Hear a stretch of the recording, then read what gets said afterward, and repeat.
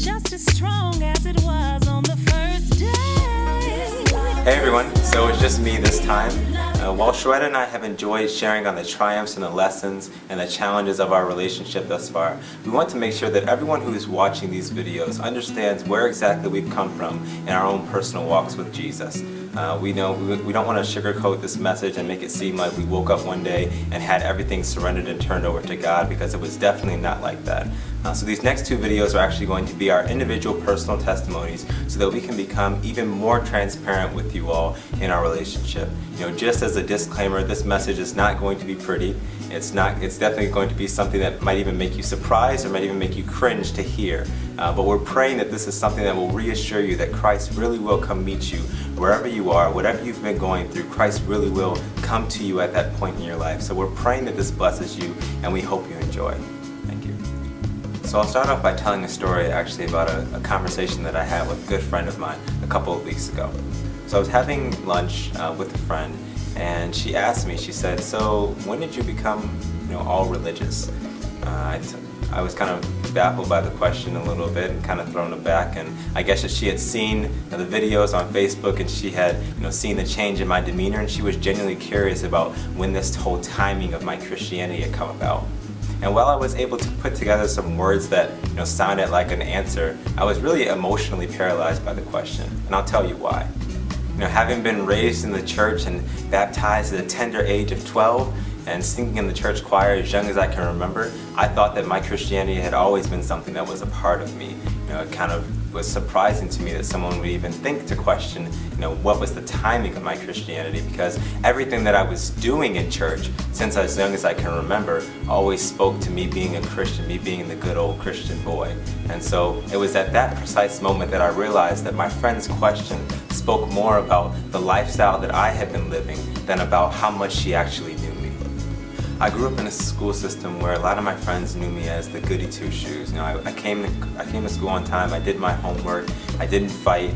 I excelled at giving off the perception of the perfect child. I went to church every week, and even more often during the summer for vacation Bible school. I really worked hard to exemplify everything that a Christian should be. And I thought that I had a good handle on my Christianity. Love God, be nice to people, don't curse. I thought that I was all set. And it wasn't until I went to college that I really realized that I wasn't ready.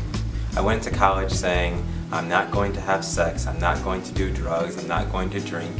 And I graduated college having done every single one of those things. But not just in small amounts. There were times where I was frequently intoxicated, frequently high, and even involved in numerous sexual relations with multiple people. I got to a point where I was not going to church anymore, where I wasn't reading my Bible regularly, where it was just a leisure thing that I would do from time to time, and there was so much anger and lust pent up in my heart. So I wasn't going to do this, but I will share a bit of an example. There was a time when I was in school where I actually woke up one morning in the ICU of the local hospital, and I had 7 stitches across my upper lip. And I did not remember at all from the night before where they came from. Having to explain this to my friends, to my family, about why I was not attending classes for an entire week, or why I had to put a bag of frozen vegetables on my lip for hours at a time, was one of the most embarrassing experiences of my life. And the sad part is that it did not stop there. It got even worse, and some of that I'll go into a little bit later. But now you can see how my friend's question of how my lifestyle in college that she saw and what she was observing really did not match up to this new proclamation of me being a Christian and me talking about relationships and talking about giving your life to God. The messages were not lining up. Pondering her question even more, I saw how I had treated my Christianity in the past as a light switch, something that I could easily turn on and off at my own convenience. There was one day a week where I could quote the scriptures, sing the hymns, and act like I loved God. And as for the rest of my time, I was invested in the lust, the partying, and the worldly enjoyment of my youth.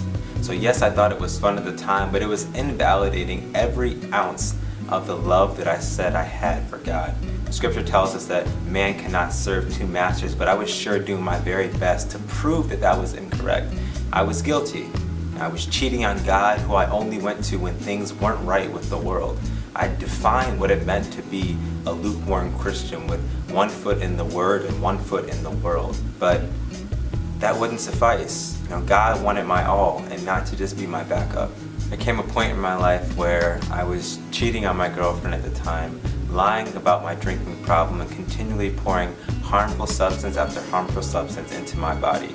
I was consumed with my enjoyment of alcohol, lying, cheating, drugs, whatever have you. And I was not treating my body as a temple. I was degrading every single bit that God created inside of me to be something great. Some might have enjoyment in those activities, but if I was going to proclaim that I am a Christian, which means that I walk how Christ walked here on earth, and that I love God with everything inside of me, then shouldn't my behavior also reflect that? It was the ultimate complex of my life, where I was living one thing and saying a completely different thing. I finally reached a point last year where I had enough. I felt cold, alone, bitter, hurt. I got to a point in my life where I really couldn't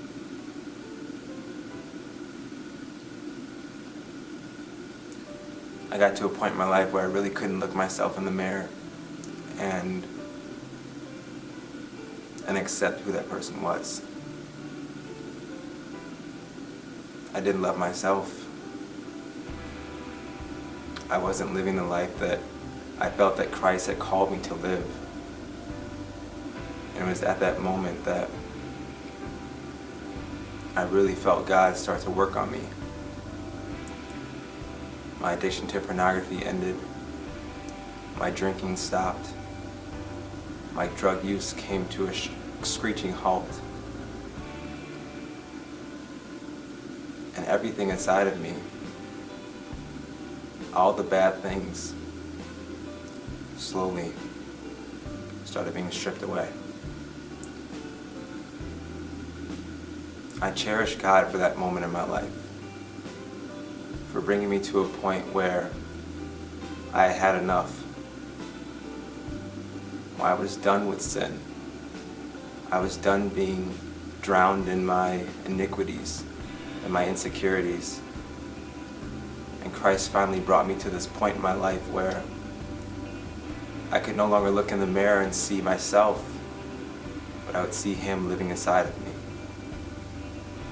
So I share this with you because I want you to know that no matter what is burdening you, no matter what you feel is holding you back from truly being a Christian, a follower of Christ in your life, open your heart, give your life to Christ so that He can work on you. He has so many great things in store for you. He's reaching out to you, calling out to you. All you have to do is open the door and let Him come into you. So thank you for letting me share a piece of me with you. And I hope that you are blessed.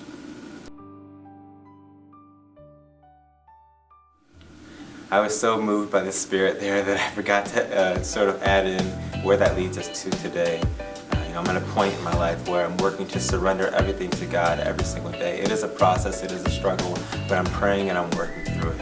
I'm courting, an amazing woman of God who you all know, Sharetta, and I'm also running back towards Jesus, and I'm not looking back at all. And I still weep over the people that I've hurt and over how lost I was in the world, but I'm praying through those struggles, and I'm rejoicing in the fact that God still loves me. I say that to encourage one person today that God really will come meet you wherever you are. It doesn't matter how much you sin, how much wrong you think you've done. Christ will wipe it all away. And all you have to do is just trust in Him. Trust and believe that He can do that He wants it all and not just some of you.